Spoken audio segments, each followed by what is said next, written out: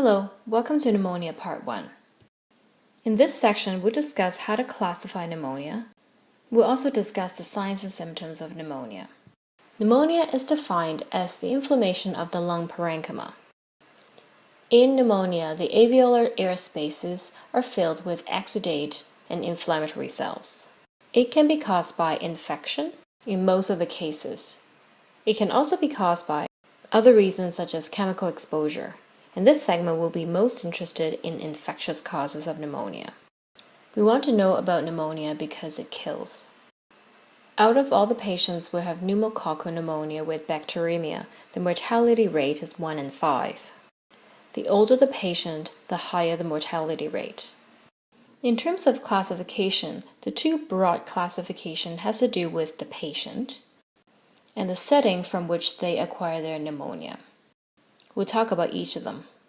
First, we want to know something about our patient, whether they're healthy or whether they have any comorbidities. The comorbidities are separated into conditions that make them more prone to infection.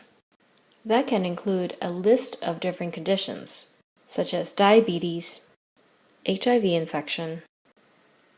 Medications include anti-rejection medications, steroids, and so on.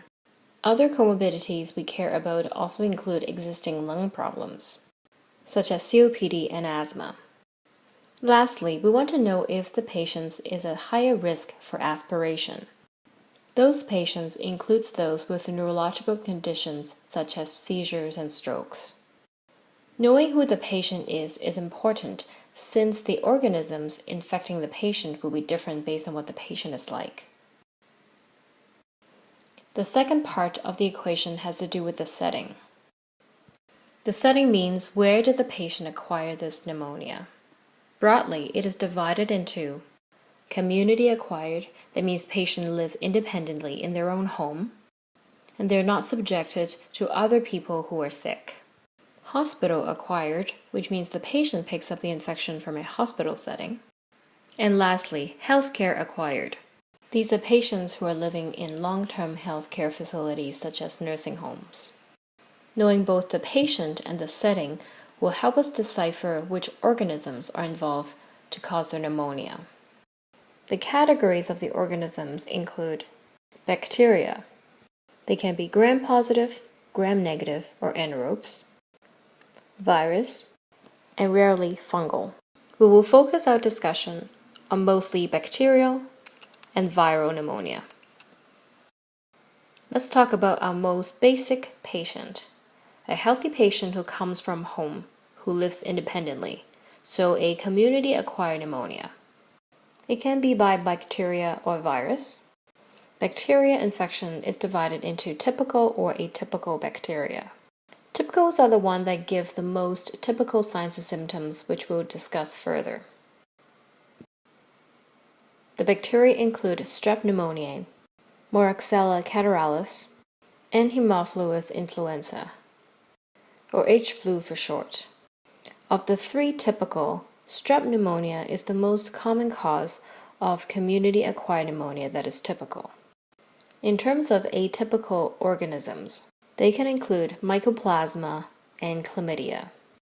These organisms do not give the typical signs and symptoms of pneumonia. For viral infection, multiple viruses can cause pneumonia, including the influenza virus and RSV. Virus infections often come in epidemics. Patients who have been infected by a viral pneumonia can also have bacterial pneumonia as well. What about patients with community-acquired pneumonia who have a comorbidity? They are also subjected to all the organisms we talked about before. However, their comorbidities might mean that they are either more susceptible to infection in general or they're more susceptible to certain organisms. For patients who are immunosuppressed, it depends on why they're immunosuppressed. Patients with HIV are more likely to get PCP pneumonia and TB. Those without a spleen are more susceptible to encapsulated organisms such as strep. Those who are immunosuppressed because of medications such as chemotherapy drugs, steroids, are more likely and more susceptible to general infection. In patients with underlying lung diseases, they are more likely to get infection generally. They are also more likely to undergo multiple courses of antibiotics frequently.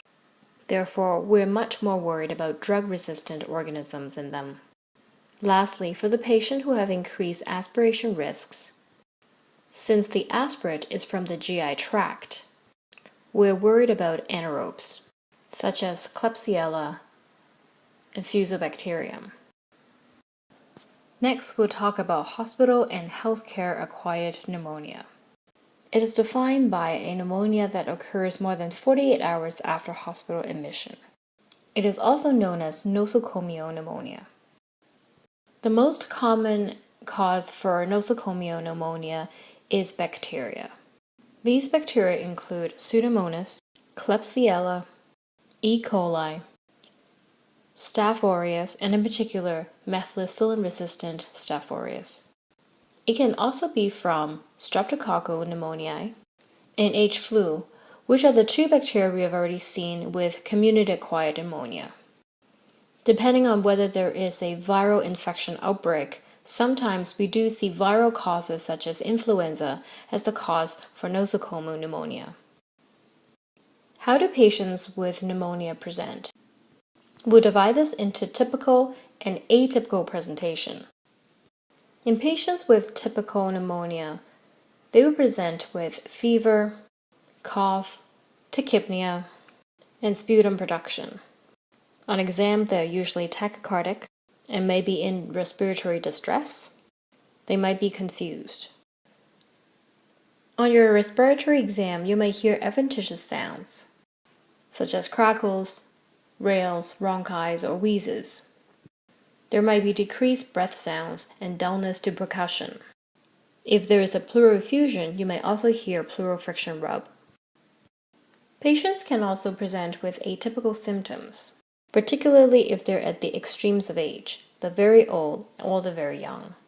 They can present with mental status changes, dyspnea, or shock. They may not give you the history of fever, cough, or sputum production. In summary, we discuss a bit of an approach to patients with pneumonia. To figure out what organisms might be causing the pneumonia, we want to start with the patient. Is he healthy? Or are there comorbidities? If so, what are they? Next, we decide on the setting that the patient could have contracted the pneumonia. Is it their own home, a hospital setting, or healthcare facility setting? From these factors, we will be able to best decide what organism is causing the pneumonia. We also talked about the typical symptoms and the atypical symptoms that patients with pneumonia might present with. In the next section, we will discuss how to diagnose and treat the patients with pneumonia. Thank you for watching.